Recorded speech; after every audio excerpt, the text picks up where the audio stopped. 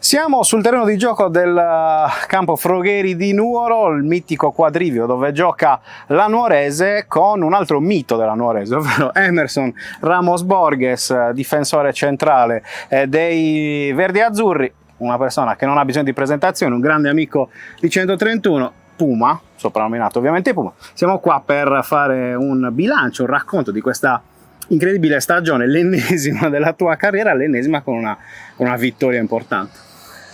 Sempre un piacere essere con voi, gli amici ci danno sempre uno spazio ampio, sempre presente, sempre bello fare una bella chiacchierata con voi, anche perché non sono interviste, sono chiacchiere tra amici, quindi ci fa veramente piacere. Una stagione, sì, lunghissima, bellissima, perché c'è stata questo rush finale da dicembre in poi, dove ce l'abbiamo giocata con altre 3 squadre e poi con 2, e poi alla fine le ultime partite contro l'Alghero. La Nuorese è partita in ritardo con l'ambizione di riportare l'entusiasmo a Nuoro, e quella sicuramente è stata la motivazione di accettare questa sfida, di tornare a casa e di riportare un po' di entusiasmo dove mancava da qualche anno. Diciamo che è finita bene e siamo felici per il risultato finale, perché Nuoro merita altre categorie. Ecco, ripercorriamola un po' questa stagione. Tu sei arrivato dopo, ma è rimasto anche il capitano Fabio Cocco, e da lì sono stati messi i primi tasselli per poi questa cavalcata incredibile che vi ha riportato in eccellenza dopo soltanto un anno. Esatto, è stata una stagione iniziata con qualche dubbio, dove non si capiva niente sulla nuova società, sull'organico, sull'organigramma, su tutti i personaggi che dovevano entrare ancora. In estate c'è stato il mio saluto da Olbia, e all'inizio, prima di andare a Budoni a fare la preparazione, ho avuto qualche contatto con la Nuorese, ma niente di concreto. Si vociferava nuova società, vecchi dirigenti, quindi è rimasto sempre nel dubbio. Ho avuto la chiamata di Francesco Loi dal COS più di una volta, ci siamo visti, ma poi non c'è stata la possibilità di lavorare insieme. Lo ringrazio per avermi cercato. Vado a Budoni e poi dopo neanche 20 giorni ricevo la telefonata da Nuoro, dove non potevo dire di no, perché mi sembrava giusto rientrare a casa e dare il mio contributo a riportare la Nuorese dove merita di stare. Quindi abbiamo iniziato un po' in ritardo anche la preparazione con 8 giocatori. Piano piano sono arrivati tutti i ragazzi, i giocatori di esperienza hanno dato una grossa mano a tutti quelli che arrivavano a capire subito dove stavano mettendo piede a giocare. E come hai detto bene tu, il capitano ha dato quella spinta di far capire che dovevamo assolutamente tornare in eccellenza. È stata una stagione lunga, complicata, abbiamo detto, perché Usinese e soprattutto l'Alghero, che hanno fatto con voi questo cammino in testa dall'inizio fino alla fine, non mollavano. Addirittura voi siete arrivati all'ultima giornata contro la Lanteri, e l'Alghero invece contro l'Ovodda, entrambe in trasferta, entrambe con la possibilità di poter salire direttamente in eccellenza. Però voi eravate davanti, avete vinto contro la Lanteri, avete mantenuto il vantaggio e poi alla fine avete festeggiato. Sì, è stato un campionato da un certo punto in poi a 3 squadre, dove l'Usinese non era più una sorpresa del campionato, ma una realtà proprio solida, che ha vinto contro di noi qui dentro questo stadio, ha dimostrato di valere la posizione in classifica, di valere la lotta per il primo posto. L'Alghero ha avuto, a mio parere, la squadra, diciamo, quella più forte, più attrezzata, dove da gennaio in poi anche ha dimostrato di voler vincere il campionato. E noi abbiamo tenuto il posto lì davanti con molta umiltà. Sapevamo che non era facile arrivare fino in fondo e vincere il campionato, ma avevamo un gruppo che non ha mai mollato, ha dimostrato in tante partite che fino all'ultimo dovevamo credere, e abbiamo vinto qualche partita al 90esimo, 96esimo addirittura, e quello sicuramente ha dato ancora più spinta a noi e alla nostra gente di credere e di portarci al trionfo. Sì, siamo arrivati all'ultima fuori casa, il destino ha voluto che di nuovo la Nuorese vincesse il campionato fuori casa. Io ho avuto la fortuna di vincere 3 campionati a Nuoro e tutti e 3 ho vinto fuori casa. Olginate, Serramana e quest'anno a Sassari contro la Lanteri, e quindi penso che era una tradizione da rispettare. È una tradizione da rispettare, niente a che vedere con partite facili, perché è stato un campionato veramente avvincente, come dicevo prima. Diverso dal girone A, dove il Monastir ha dominato dalla prima all'ultima giornata, giustamente, perché una corazzata come la loro penso che abbia meritato di vincere il campionato. Che ritroverete poi l'anno prossimo in eccellenza, perché oramai diamo per scontato che tu continuerai a vestire la maglia della Nuorese in eccellenza, quindi diciamo bene? Io sì, vorrei continuare a giocare, spero di essere nei piani della società, anche perché purtroppo ho avuto un inizio di stagione un po' complicato per il fatto dei tendini. Ho avuto un po' di paura di smettere di giocare, ti dico la verità, perché alla fine era un problema veramente grave, ho rischiato di rompermi i tendini d'Achille. Poi grazie a Giuseppe Chironi e allo staff sanitario ho avuto una cura eccellente, sono tornato ai miei livelli e ho dato il mio contributo in questa cavalcata bellissima. Quindi spero di continuare a giocare, spero che ci sia fiducia su di me e allo stesso tempo ripagherò come ho sempre fatto.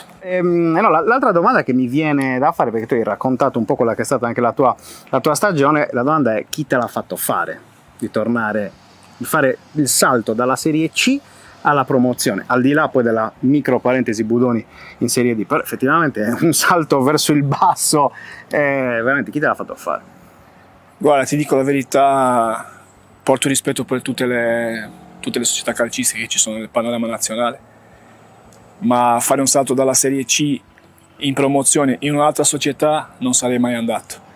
Avrei smesso di giocare, avrei fatto altro, ma per la mia città, per Nuoro, l'ho fatto senza pensare 2 volte, perché era il minimo che potevo fare per ripagare l'amore e l'affetto che ho ricevuto dal primo giorno che sono arrivato nel 2004, nel lontano 2004 a Nuoro, dove poi è diventata la mia città, i miei figli sono nati qua, quindi sappiamo un po' tutti, sanno la mia storia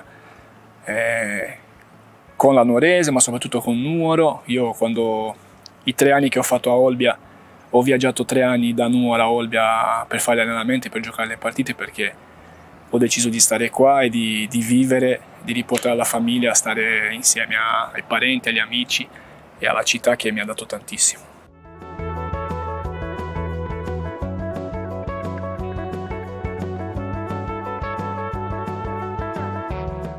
Bene, ci siamo spostati dal campo alla tribuna del quadrivio, Emerson, per parlare un po' anche delle altre squadre sarde, iniziando ovviamente dal Cagliari, perché si parte dal livello più alto, squadra che tu hai affrontato quest'anno proprio qui in amichevole con la maglia della Nuorese.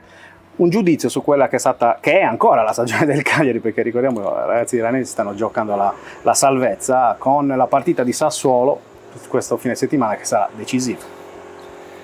È una stagione difficile, di alti e bassi, è ritornato lì nelle sabbie mobili, nel mischione della salvezza. Sicuramente la partita contro il Sassuolo diventa decisiva per il Cagliari, perché così non ha bisogno di aspettare risultati da diretta concorrente, anche perché ci saranno scontri diretti, quindi da tifoso del Cagliari e da sardo ormai spero in una bella vittoria del Cagliari, perché merita di avere una squadra in Serie A, e il Cagliari, per la storia, per tutto, per i tifosi, deve assolutamente rimanere in Serie A, quindi faremo il tifo per il Cagliari. Sappiamo che non è facile, però penso che stia vivendo un momento di salute, anche se togliamo la partita di Milano, la partita con Lecce. Se il Cagliari rimane 11 contro 11, secondo me vince la partita. Poi gli episodi a volte fanno la differenza nel destino del Cagliari, ma sono convinto che contro il Sassuolo sarà una bella partita e il Cagliari porterà a casa 3 punti. Ecco, anche in base alla tua esperienza, come si gestiscono queste situazioni, quando ti stai giocando la salvezza all'ultimo, dopo che hai fatto un campionato abbastanza ondivago, no? Male, poi bene, poi di nuovo benissimo, poi male di nuovo. Insomma, come si gestisce anche l'umore dello spogliatoio? Lì sono i giocatori più esperienti che devono diventare termometri dello spogliatoio, che è fondamentale non perdere la testa. Parlo per esperienza, negli ultimi 3 anni a Olbia abbiamo vissuto più o meno la stessa situazione. I grandi hanno fatto la differenza, non perché i giovani non abbiano fatto, però i grandi sono quelli che trascinano i più piccoli, perché i più piccoli ancora non hanno un'esperienza, dico più piccoli magari quelli che non hanno mai giocato in Serie A. Vedono i grandi che sono tranquilli e vanno da soli, le gambe è comandata dalla testa, se la testa è serena e il Cagliari arriva con la testa giusta contro il Sassuolo, penso che porti via la vittoria non senza problemi, però ha tutte le carte in regola per vincere la partita. L'ultima sul Cagliari, perché te la devo fare per forza, la difensore Mina, come giudichi il colombiano Yerry Mina, che ha cambiato di fatto il volto del Cagliari, tutto della difesa, caratteristiche ben diverse dalle tue, va detto, però insomma, come ti piace, non ti piace? Mina è un difensore fortissimo, lo conoscevo già perché lui ha giocato nel Palmeiras, che è la squadra che tifo in Brasile, quindi ho avuto modo di vederlo giocare. È un difensore che ha dato una grossa mano alla difesa del Cagliari, a tutti i componenti della difesa, soprattutto a Dossena, che ha trovato un giocatore di esperienza, che le ha fatto capire determinate cose, sicuramente in allenamento diventa un esempio per quelli che magari hanno poca esperienza nella Serie A, quindi ha cambiato tantissimo la difesa del Cagliari con l'arrivo di Mina, perché poi può giocare con la difesa 3, difesa 2, ha dato una grossissima mano. Scendiamo di 2 gradini, quindi dalla Serie A alla Serie C, iniziamo ovviamente dall'Olbia, tua ex squadra retrocessa quest'anno, al termine di una stagione davvero disgraziata. Ecco, tanto ti chiedo quanto sei dispiaciuto per vedere la tua ex squadra a quel punto, insomma, della classifica. Ci sono rimasto molto male, ho passato una stagione a guardare i risultati dopo la nostra partita, come facevo d'altronde a Olbia, che guardavo i risultati della Nuorese, del Livorno, del Potenza, quindi ogni volta che vedevo che le cose andavano male sono rimasto veramente male, perché a parte i 3 anni che ho fatto a Olbia, dove sono stato non bene ma benissimo, ho lasciato tanti amici, ho lasciato persone che voglio bene, e vedere retrocedere in Serie D fa male, perché purtroppo anch'io ho avuto modo di retrocedere con il Livorno e so benissimo come ci si sente scendendo di categoria. Spero che ci sia una sistemazione della società, di tutto quello che si sta parlando, perché giustamente dopo la retrocessione ci sono molte cose da cambiare, molte cose da fare, e capire bene da dove si vuole ripartire, perché giustamente recuperare la categoria credo che sia la cosa più importante. Invece per quanto riguarda la Torres, che ha fatto un campionato storico e sta per vivere un'altra esperienza appunto storica come il secondo turno nazionale di playoff, un giudizio anche sull'annata dei sassaresi. La Torres ha fatto un campionato fantastico per come era andato. Ha avuto, diciamo, la sfortuna di trovare un Cesena che ha fatto un campionato perfetto, dove ha praticamente dominato il campionato da quando si è messo in vetta alla classifica. Poi adesso i playoff per la Torre sicuramente diventa bello, perché entrare da seconda è molto più facile. La cosa negativa può essere il fatto di stare fermo tanto tempo e di non avere le partite nelle gambe. Sarà bello vedere la Torre nei playoff, perché ci sono tante squadre blasonate, forti, che vanno via fra un po'. Entrare in quel turno lì penso che sia positivo per la Torres. Io parlo da sardo in questo momento, non parlo da tifoso del Cagliari o da ex capitano dell'Olbia, perché poi la rivalità bisogna a volte anche lasciare da parte. Penso che avere una squadra in Serie A, una in Serie B, per la Sardegna sarebbe bello. Sarebbe bello vedere l'Olbia in Serie B. Adesso in questo momento c'è la Torres, quindi se la Torres va in Serie B per la Sardegna sicuramente è un salto importante a livello calcistico e a livello anche di tutto.